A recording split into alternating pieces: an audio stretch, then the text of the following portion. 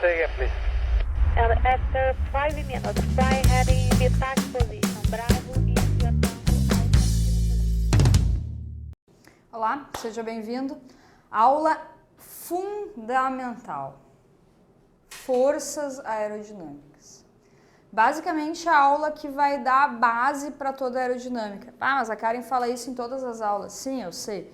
Mas essa aula realmente ela é importantíssima, tá? É aqui que a gente vai começar a construir a questão das forças aerodinâmicas, resultante aerodinâmica, sustentação, arrasto, qual que é a relação entre eles, por que quando aumenta o ângulo de ataque aumenta a sustentação, por que existe sustentação, por que o avião voa, ok? Então essa é a aula que eu diria que é assim, ó, é o alicerce para construir o restante da teoria de voo. Até agora a gente viu muitos conceitos soltos, né? Muitos conceitos que eles algumas vezes até nem faziam muito sentido, porque a partir de agora a gente constrói o alicerce e segue na matéria, tá? Daí sim vocês vão começar, tudo vai começar a fazer sentido, tá? Tudo mesmo. Então assim, aerofólio, o que seria um aerofólio? Na verdade, a gente tem uma asa, ok? Então a gente tem uma asa, só que ficaria ruim toda vez que eu precisasse representar ou fazer uma fórmula ou fazer um vetor, mostrar uma resultante aerodinâmica diferente, eu tenho que desenhar sempre esse tamanhão dessa asa. Então o que se faz? Na verdade se usa o aerofólio, que é um pedacinho, né, uma representação da asa. A asa não deixa de ser um aerofólio. Mas o aerofólio que a gente está falando aqui ele é um pedacinho da asa. Então sempre nos livros, né, sempre vai aparecer esse aqui, tá? Esse pedacinho de asa, e em cima dele vai estar representados os vetores, a sustentação, o arrasto, a resultante aerodinâmica, e assim vai. Perfeito? Então esse cara aqui, ó, vai ser um dos melhores amigos de vocês a partir de agora. Ele vai aparecer sempre quando a gente estiver falando desses pontos, né, de sustentação e arrasto, também CP, CA, CG, que são outros conceitos que a gente começa a construir a partir da aula de hoje, ok? Seguinte, perfil simétrico e assimétrico, já falamos sobre isso. Perfil simétrico, aquele que eu divido em duas partes iguais e ele se mantém igual, a parte de cima é exatamente igual à parte de baixo. Perfil assimétrico, lembra? Aquele que eu divido no meio e ele não necessariamente fica duas partes iguais, pode ser que fique mais parecido ou não, mas não são iguais. Então perfil simétrico e perfil assimétrico, a gente já tinha visto isso antes, só que agora a gente vai entender com uma pequena animação que o nosso querido editor preparou pra gente, como que esses perfis influenciam na geração de força que por sua vez a gente vai chamar de resultante aerodinâmica, que é a única força produzida pela asa. Ah, Karen, mas tu não falou em sustentação e arrasto? Falei, mas sustentação é uma decomposição da resultante aerodinâmica. E arrasto é uma decomposição da resultante aerodinâmica. Para quê? Para a gente entender melhor, para a gente compreender como que essas duas forças estão se relacionando. Mas, na verdade, elas são provenientes de uma única força. A asa só produz uma força. Qual é essa força? Resultante aerodinâmica. Perfeito. Então, veja na animação que o fluxo de ar num perfil simétrico, tá? O perfil simétrico, ele, em cima, ele tem uma determinada velocidade e embaixo ele tem a mesma velocidade.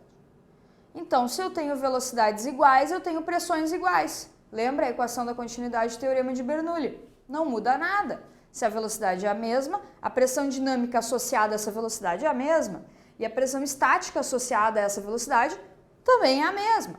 Então, não gera desequilíbrio. Se não gera desequilíbrio, eu não tenho força, porque a força é um desequilíbrio. Que poética, né? A força ela é um desequilíbrio, ou seja, sempre que eu tiver uma diferença entre duas regiões, eu passo a ter uma força. Por exemplo, vento. O que é o vento? Vento nada mais é do que uma força. Sabe por que existe vento? Quando está parado assim, vem o vento, não vento relativo, vento mesmo, vento de ventania. Por que existe vento? Porque eu tenho uma região com baixa pressão, ok? E eu tenho uma região com uma pressão elevada. Então aqui está 1005, né? Lembra que o padrão era 1013, então aqui está 1005 e aqui está 1020. Então o que acontece? A natureza é sábia. O que ela vai querer fazer? Ela vai querer equalizar a pressão, então vai ir da onde está sobrando pressão para onde está faltando pressão. E esse deslocamento de ar é vento. Então só existe vento quando tem desequilíbrio. Qualquer força só existe quando tem desequilíbrio. Tá, Karen, mas o que o vento tem a ver com a asa? Tudo! Observem que aqui eu não tenho desequilíbrio.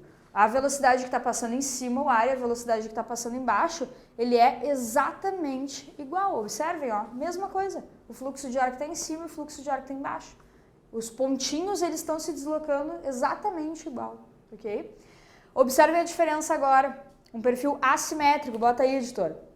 Perfil assimétrico, ó. Observem que como os pontinhos de cima e os pontinhos de baixo, eles têm que chegar ao mesmo tempo, é como se fosse uma corrida.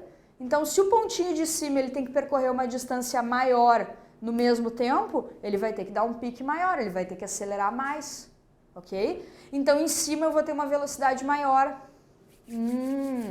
Então, se eu tenho velocidades diferentes, eu tenho pressões diferentes. Se eu tenho pressões diferentes, lembra do vento? Desequilíbrio. Se eu tenho desequilíbrio, eu tenho força. Perfeito. Então, vejam como, na verdade, a meteorologia e a teoria de voo, elas são muito parecidas, né?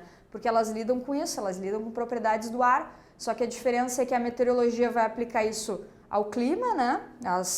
Aos fenômenos meteorológicos, e a aerodinâmica vai aplicar as propriedades do ar no voo. Então, essa é a única diferença. Mas se vocês compararem a matéria de teoria de voo e de meteorologia, os princípios delas são muito parecidos, ok?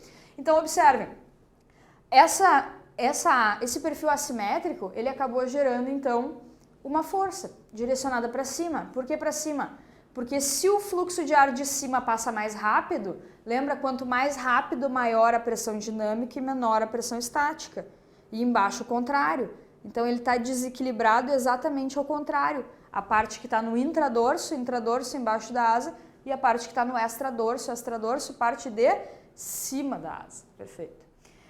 Só que então, se a pressão em cima está mais baixa, então está sobrando pressão no intradorso e está faltando pressão no extradorso. Então a força vai ser direcionada da onde está sobrando pressão para onde está faltando pressão. Por isso que se cria a resultante aerodinâmica dirigida para cima. E é por isso que a aeronave voa, porque existe essa força. Então eu tenho a minha aeronave, tá? Ainda estou sem a minha maquete. Tá?